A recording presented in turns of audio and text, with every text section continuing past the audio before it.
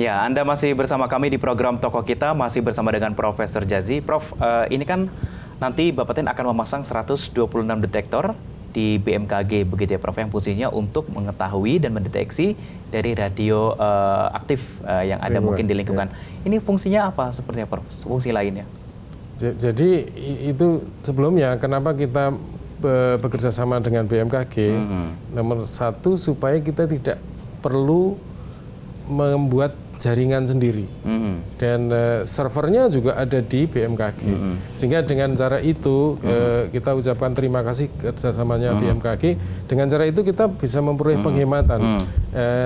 Itu selain untuk memonitor lingkungan, nanti kita punya data-data dari waktu ke waktu.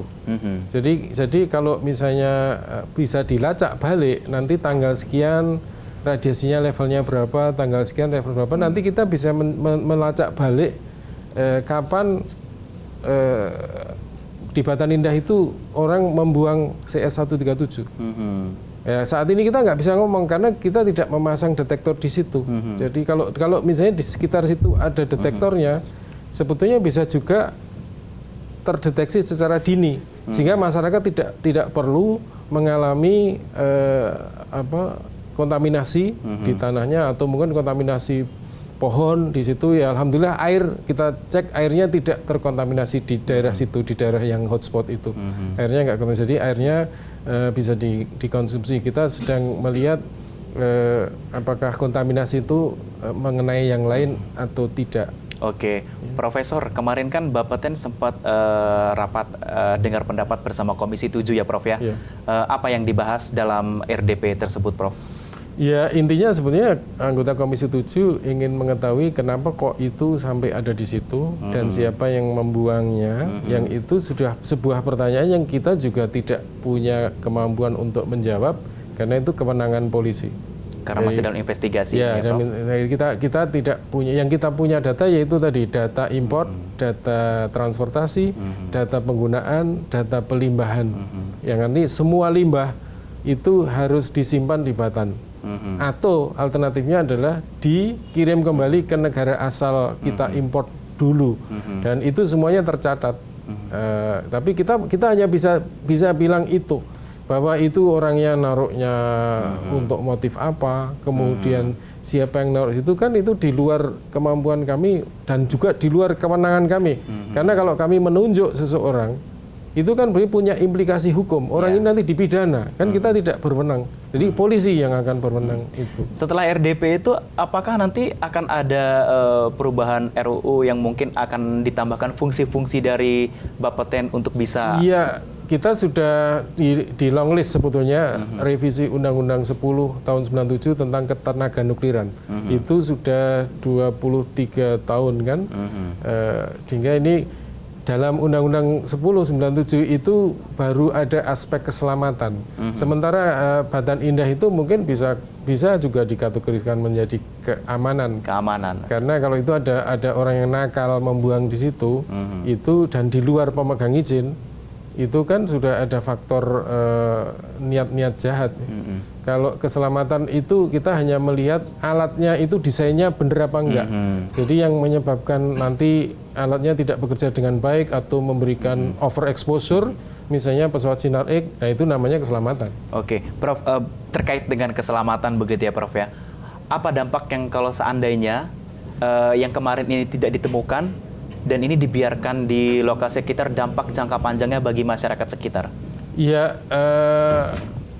bisa saja ada orang kena paparan berlebih, karena batasnya adalah 1 milisievert per tahun atau 0,11 mikrosievert per jam. Sementara yang kita temukan adalah 200 mikrosievert per jam. Jadi itu berapa kali itu? 2000 kali dari radiasi yang normal kita terima.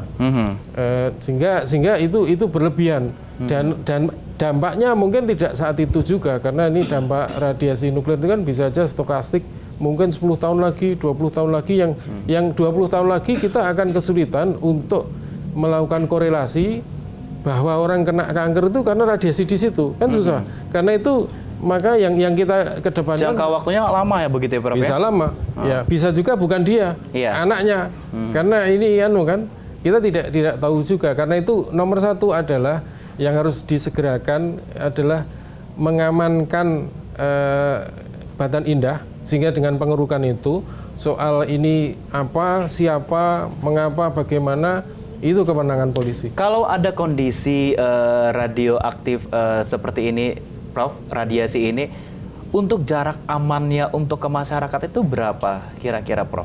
Ya kalau kita... Jadi masyarakat tahu nih, Prof, tidak perlu terlalu mendekat secara, kan kalau di Indonesia banyak orang yang merasa ingin tahunya tinggi begitu ya, Prof, ketika ada suatu kejadian maunya melihatnya lebih dekat begitu kan.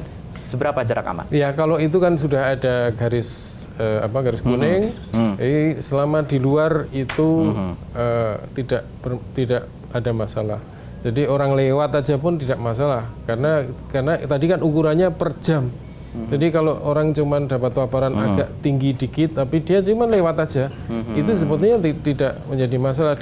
Dan harap dicatat bahwa yang berbahaya itu adalah radiasi nuklir yang muncul dari bahan yang tidak ada di alam, seperti CS137 itu buatan reaktor nuklir.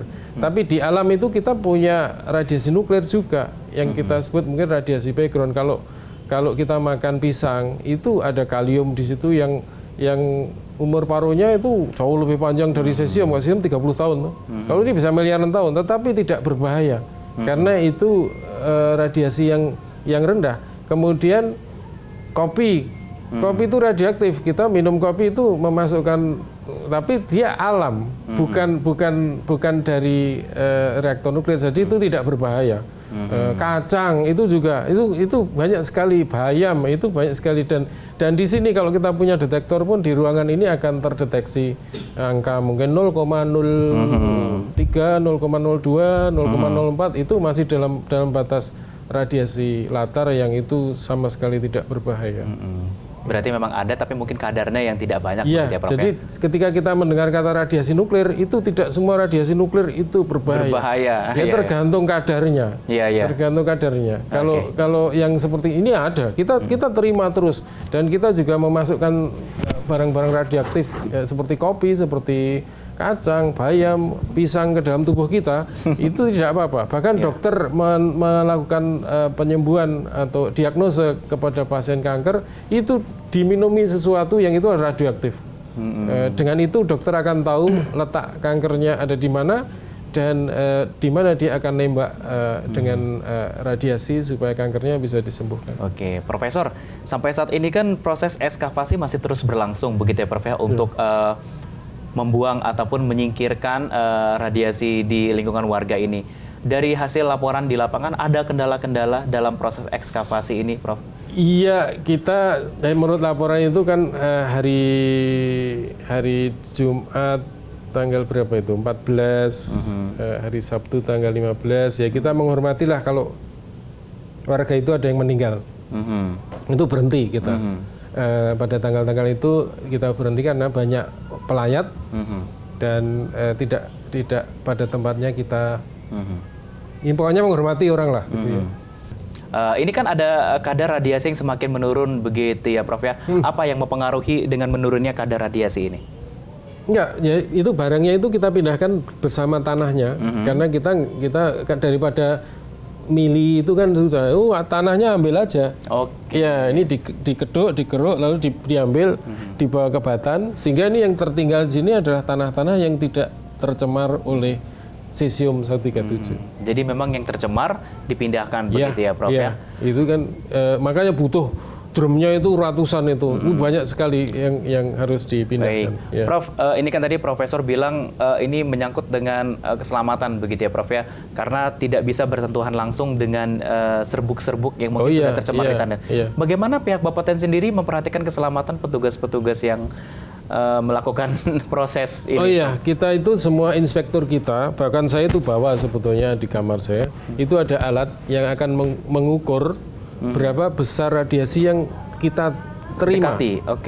Jadi itu akumulasi itu ya. Kemudian nanti setiap 3 bulan akan diukur berapa radiasi yang saya terima.